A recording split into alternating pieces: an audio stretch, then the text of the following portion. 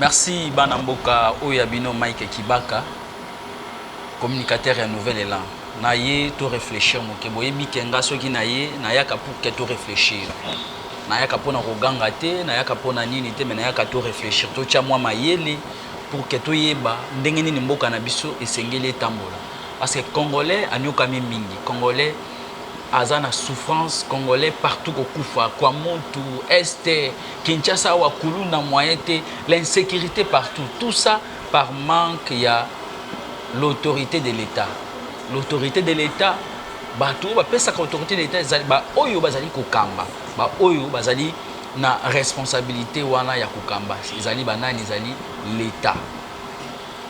Awa bato ebele babenginga balobi Mike Kibaka boni sango to koyoka kwa muntu bato bako kufa kwa muntu bayaka na bateke ba vivant ensemble banda Congo e banda ba vivant ensemble boni baya ko bunda siko awa na 2022 ezali mutuna wonga epe na ko bituna bandeko.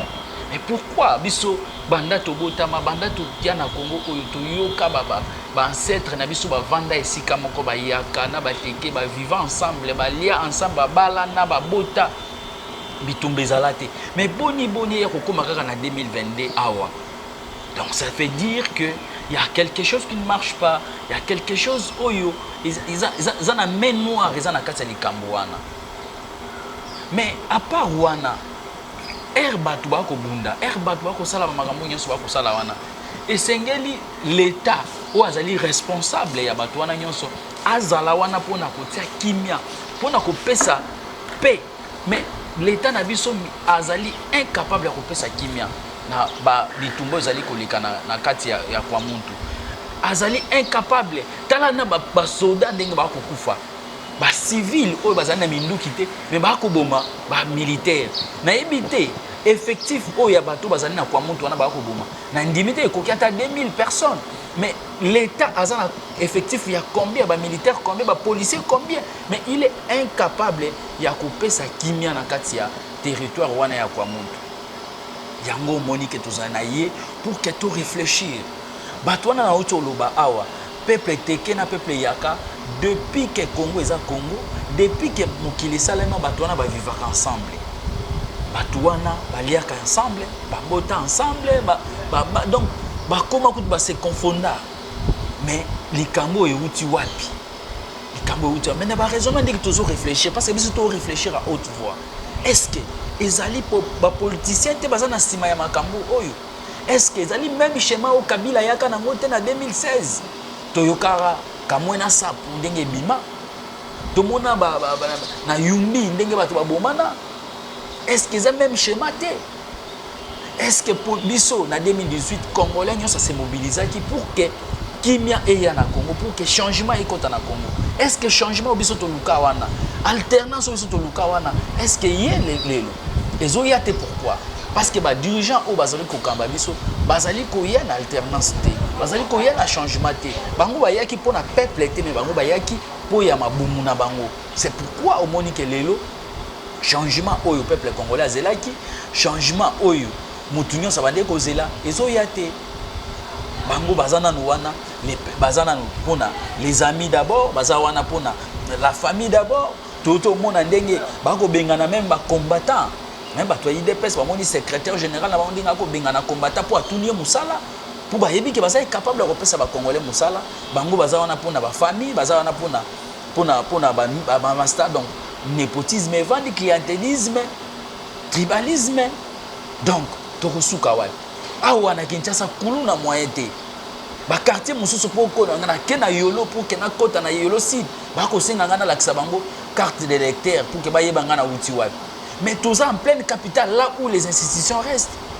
Mais toko kende wapi na est kuna oyeko ba Burundi ba koti. O ba sud Soudanais ba koti. O ba Kenya ba koti. Donc toujours comprendre l'insécurité, l'autorité de l'État est athée. Autorité de l'État exacte. Pourquoi? Parce que l'État n'a pas faible. L'État n'a pas efficacité. C'est pourquoi Monique Bandeko, Bissoto réfléchir. Qu'est-ce que nous pouvons faire pour que Kimia Ekota? Je pense que jour où nouvelle élan visionnaire na biso, to meka qui réfléchir sur la réforme. La réforme on a tout le bâti, il y a une réforme sur ba réforme foncière na ba réforme forestière. Pourquoi?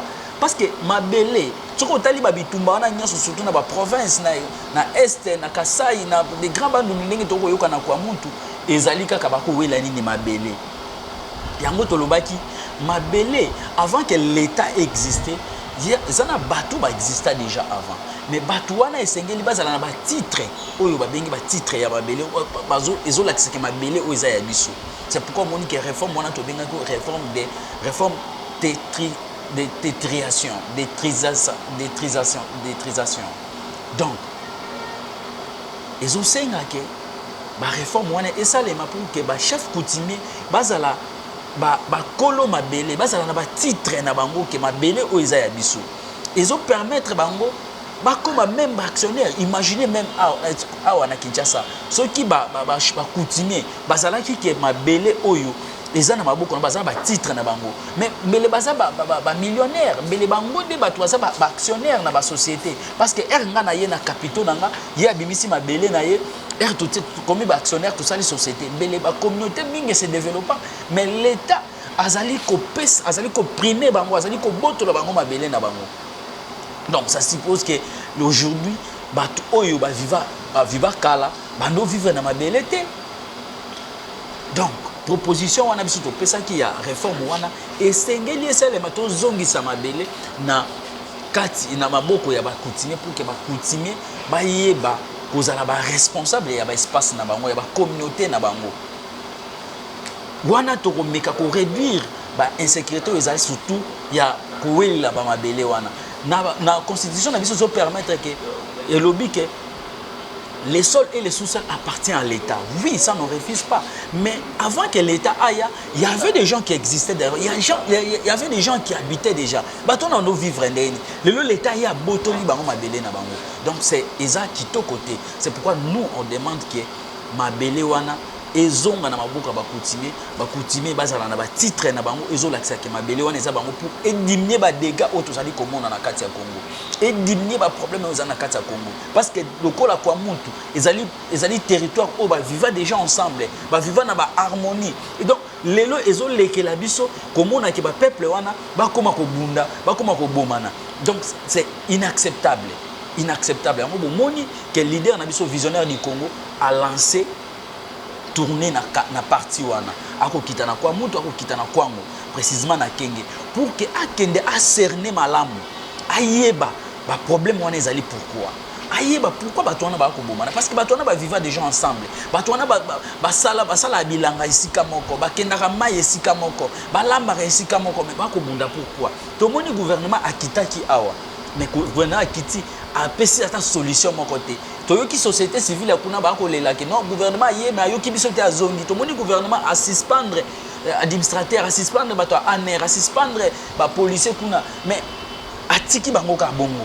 C'est pourquoi biso to moni ke il faut leader akita pour que avant di sabato wana parce que eza habitude na ye na 2015 to mona bato bando tambola na bangombe ba uta est ba ko yana bangombe dictateur akita tina grand bandu na stoppa bango. C'est pourquoi dictateur peut ajouter décision ya ko kita pour que ayoka bango to trouver ba solution oyo ko pesa kimia pour na lebela to trouver ba solution oyo ko sala ke oyo ko sala ke ba bitumba na ezala susute. Donc on a Monique a lancé visite naïque azo kita semaine prochaine déjà à kozala kuna na kwa mutu a kozala na kenge pour que aiba ko solola na ba notable ya kwa mutu ba notable ya kenge ba notable ya kwango pe ya maindombi ayoka bango to yeba origine ya bitumba wana ezali nini to yeba nini ezo sala ke bato wana o ba bando vivre ensemble o ba vivre ensemble ba bota ici ba bota ba balana mais ba koma ko bunda lelo yango Monique to kiti mais na uto yebisa bino ke o ezali schéma ya Kabila avant élection ezala kaka faut ba créer moi bitumba moko boy na ba communauté moko ba bunda o ba lobi kuna boy non. C'est pourquoi toko kebisa déjà que ba je wana boya na ngote nous on attend que les élections 2023 nouvel élan na peuple congolais toko zela élection donc il faut voter élection pour que na auto yebisa bino awa que l'autorité de l'État muto instaura que l'autorité de l'État ezali l'État. Mais pour que l'autorité de l'État est là, il faut que azali kokamambo kaza na légitimité. Et la légitimité vient na élection. Donc il faut que ça l'élection à malamu, bozui président ou ça légitime pour que président wana aille ba ko instaurer l'autorité de l'État. Donc ceux qui vont même biso na élection soso ya nyamu oyo ko même biso pour que tous ala na ndenge tous ala là to kondima ngo soute. Mais ceux qui même OK na schéma oyo wana ya ko même biso que ba élection ezalate boko mona peuple na nzela na bino. Donc peuple tout oyo akotikate peuple azozela élection pour que élection esa emana ndenge moko ya transparente, crédible et indépendante. Donc toboyi ba mixation to moni ya États-Unis atindi ba 13 millions. To moni ko asalibo mais biso nyonso wana biso kuna tozate biso tozela kaka élection. Élection wana eza l'élection moko crédible, transparent et indépendante. Donc peuple congolais a souffrir mingi, peuple congolais a koluka comment akobima na situation oyo azali, peuple congolais akolinga abima na insécurité azali, to comment vivre na insécurité Kinshasa oyo. Donc to ko otambola su Kinshasa malamu te tala kute comité na niveau ba koma ko senga ba carte d'électeur pour kota na quartier donc est comme terrible. C'est pourquoi biso to linga mutu oyo akoya pour instaurer l'autorité de l'État pour que Congo ezala ndenge ezali. Tala lelo Bunagana le 12 to ko kisa 3 mois Bunagana maboka ba Rwandais. Donc gouvernement na biso incapable ya kobotola Bunagana maboka ba Rwandais. On ne sait même pas non effectif ya ba militaire ko bazana Bunagana o ya ba Rwandais baza combien et toute armée ya République Mobimba ezoko kobotola Bunagana te. Donc ça veut dire ba l'axi déjà ba limite na bango. Donc ba koki sous ko diriger mboka o après 2023 il faut batika mboka o mutu azali crédible aza capable de diriger ou faire régner l'autorité de l'État à Zouamboka. Mais à Rozwango, na ndenge moko pacifique, na ndenge moko démocratique, na élection. Donc c'est pourquoi on dit que le peuple congolais mini toi allait concentré pour y causer la élection, pour attirer batu nyonso bazali comme mambutu mutu na kati mboka na biso hors d'état de nuit pour que tout pesa mutu à diriger mboka na kimia. Donc voilà, on a quoi Sabino, ce que na zongi mukeke les visionnaires du Congo fumons pas les semaines prochaines déjà à Zozana na Kwamou to kozala pe na Kenge na Kwango pour que ayeba ba problème aux ali koleka kuna parce que ba peuple wana est inacceptable ba koma kobomana ba peuple wana o ba vivre ensemble ba peuple wana oyo to mesana kovanda na bango et Kwamou eza quelques kilomètres ya Kinshasa eza na musikate mais gouvernement na biso incapable ya komema kimia lelo ba militaire na biso ba kokufa avant-hier 5 militaires ba to kokufa mais toko yeba te ba to ba ko boma wana bazo boma na nini parce que ba civil bazali na minduki te mais ba ko boma ba militaire bazali na manduki ba ko boma bango lolenge nini. Donc til le gouvernement na biso incapable ya ko yebisa biso ke ba ko boma bango na ba visible soki na nini so to ko comprendre te. C'est pourquoi au monique moi na mboka Adolphe Muzito oyo azala toujours na souci à peuple oyo azala toujours pembeni ya peuple o atambola toujours na peuple azu décision wana ya ko kita pour que yemoko a vivre yango yemoko ayeba ndenge kosolola na bato wana pour que kimia ezonga ndenge azala na bitite ne ya kosala asala yango na este akenda akutana na ba rebelle et na sima na ye bakanga kunda batware akenda astopa bato ba utaka este kuna na bangombe astopa bango na grand banuni. C'est pourquoi Monique a juste sous initiative wana ako kitana kwa mutu pour que asolola na ba notable asolola na bato bazali ko boma kuna pour que ba biloko wana nyonso e bakosila. Donc Congo tous na posa Congo ezala un et indivisible tous na posa congolais nyonso à vivre na cohérence à vivre na mboka na yelo na kimia nyonso pour kimia wana ekosala que Congo est développé kimia wana ekosala que congolais azala malamu mais ceux qui insécurité eza ceux qui ba tuerie eza Congo ekozala développer te lotala que Congo na biso ezali Congo moko o ezali na ba richesse ebele mais to eko ko se développer te pourquoi parce que ba guerre eleki ba mutema mabe eleki ba haine eleki et ba insécurité eleki. C'est pourquoi moyen que Congo et se développer ezate Congo kozanga même banzela pour que olongwa a okoma na kwa moto d'abord c'est tout un problème. C'est pourquoi azo qui taper pour que a cerner vraiment ba route de certes agricoles ceux qui ezali pour que eme ma développement na kwa wana. Donc voilà oyo ngai na koyebisa bino pour que biso nouvelle élan semaine prochaine déjà to kozala na kwa mutu avec le visionnaire du Congo pour toyeba situation wana. Mais na koloba pe bato mosusu ba ko benganga oh bino lamuka bokabwani oh bino lamuka biso lamuka to kabwani. Lamuka eza plateforme ya résistance. Nous sommes là en train de résister.